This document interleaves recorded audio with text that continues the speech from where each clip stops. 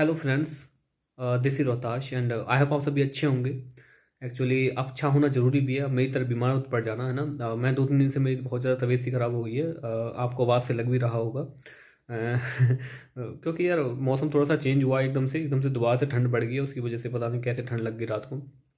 But कोई बात नहीं। लेकिन आज इस वीडियो में देखिए हम कुछ इंपॉर्टेंट टॉपिक पे बात करने वाले हैं। वो ये है कि अभी तक देखिए टीजीटी और बहुत सारे प्रिंसिपल और हैं और इन सबका एग्जाम हो चुका है, तो उनका क्या लेवल रहा, किस तरीके से आपको तैयारी करनी चाहिए, इसके बारे में बात कर लेते हैं। लेकिन बहुत लोग आपसे ये बात जरूर बोलेंगे कि जो एग्जाम का लेवल है ना वो बहुत वीक आ रहा है, या फिर हमने जो पढ़ाया है वो आ रहा है। क्योंकि देखो उनका काम है ना।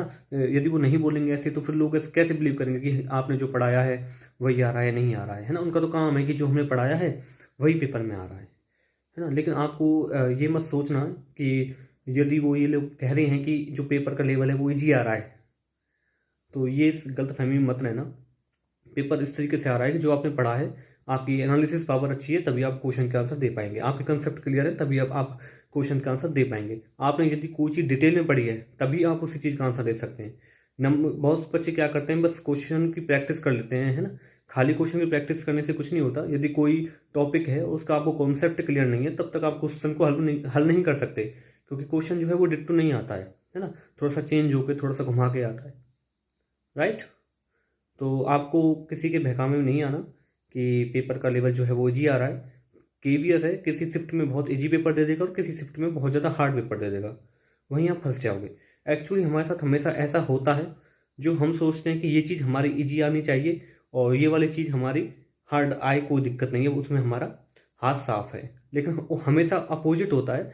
जो चीज़ हम सोचते हैं कि ये चीज़ इजी आएगी वो हार्ड आ जाती है और ये सोचते हैं जो हार्ड आएगी वो इजी आ जाती है। अक्सर देखो किस्मत ऐसी ही कहते हैं ना कि बहुत ऐसी चीज़ होती है ना, बहुत ख़राब चीज़ होती है।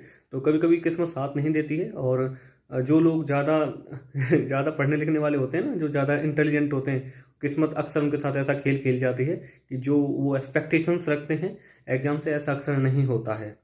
तो आपको अपनी जो पढ़ाई है निरंतर करते रहना है जब तक कि आपका एग्ज़ाम ना हो जाए।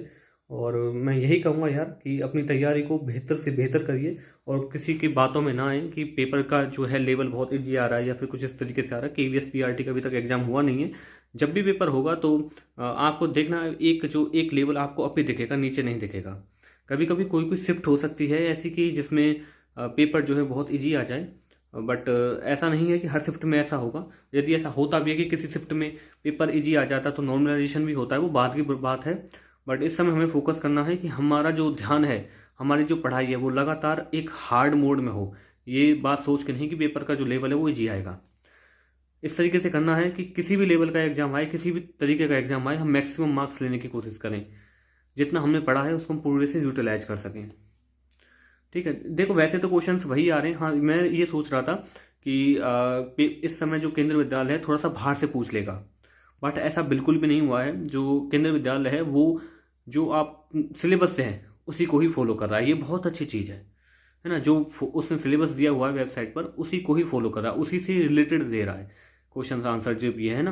वही जो हमने ईवीएस की बात करें, वही हमने जो बीमारियां करी हैं, वही हमने जो वाटर के बारे में पढ़ा है, वही हमने सब कुछ जो भी ईवीएस में साइकोलॉजी में आरटी ही हुआ या फिर हमारा ये आपको जितना मतलब असेसमेंट हुआ, एडोलसेंस हुआ, मतलब सब कुछ आपका सिलेबस में से ही आ रहा है। तो जिसने अपना सिलेबस अच्छे से कर लिया है उसके पास उसकी जो एनालिसिस पावर है वो काफ़ी स्ट्रांग हो गई होगी और वो क्वेश्चन जो आसानी से बना भी रहा होगा। बाकी देखिए ये है जो चीज़ें जो मैंने आपको कराई हैं, मैं सीरियसली बता रहा हूँ। जो इंग्लिश में वोकेबलरी कराई है उससे एक भी क्वेश्चन बाहर नहीं जा रहा। मैंने टीजीटी के सारे क्वेश्चन पेपर देख लिए, वहाँ से कोई भी क्वेश्चन बाहर नहीं जा रहा है। बहुत सिंपल सिंपल पूछ रहा जा रहा है, रेप्रीमेंड डांटना। आप कोई भी वोकेबलरी देखोगे तो जो मैंने वोकेबलरी कराई है आपको उसमें से एक एक वोकेबलरी आ रही है। ज़्यादा भी नहीं कराई मैंने, करीब 1000-1200 के आसपास कराई है। उसी में से सब कुछ देखने को मिल रहा है। फिर भी यदि एक आध बाहर से आ गई तो मैं कहूँगा आपकी बुरी किस्मत है। उसके बारे में तुम कुछ कह ही नहीं सकते यार, क्योंकि नॉन वर्बल पार्ट है, कहाँ से कौन सी चीज़ पूछ ली जाए कोई पता नहीं। लेकिन मैंने जो एक्सपेक्टेशंस लगाई थी सब चीज़ वहीं से पूछी जा रही हैं, है ना। ये सबसे अच्छी बात है। और कहीं ना कहीं जब आप एग्जाम में बैठोगे तो आपको अपने आप अनुभव हो जाएगा कि जो बच्चा मेरे नोट से पढ़ा है, जो जो शुरू से ही मेरे साथ में रहा है, उसको कितना फ़ायदा होता है। ठीक है, आज की वीडियो में इतना ही बताना था। बाकी देखिए मैंने आपको बोला था कि एक मॉक टेस्ट आपको ज़रूर दिया जाएगा। अभी तक नहीं हो पाया क्योंकि तबीयत ख़राब थी यार, है ना। स्कूल भी मैं 1-2 दिन नहीं गया। बट ठीक है यार, अभी और टाइम है हमारे पास। एक्चुअली 17 से मैं अपनी सिस्टर की शादी में बिजी हो जाऊंगा थोड़ा सा, तो उससे पहले मैं कोशिश करूंगा 1-2 दिन पहले ही कि 16 तक वो मॉक टेस्ट बन पाए, लेकिन मैं कंफर्म नहीं कर सकता क्योंकि अभी हेल्थ में जैसे ही सुधार आएगा मैं तभी बनाने की कोशिश करूंगा। 17 की वैसे मेरी फ्लाइट है, मैं दिल्ली जा रहा हूँ, वहाँ से यदि कोशिश हो पाई, लेकिन 21 से मैं पहले मैं एक देने की पूरी कोशिश करूंगा यार, है ना। इतना तो करना ही पड़ेगा मुझे। बाकी आप अपना हेल्थ का ध्यान रखें और हंसते रहें, मुस्कुराते रहें, ठीक है। और बाकी चैनल पर नए हो तो चैनल को सब्सक्राइब भी जरूर कर दें। आज की वीडियो में इतना ही है। Thank you so much. जय हिंद, जय भारत।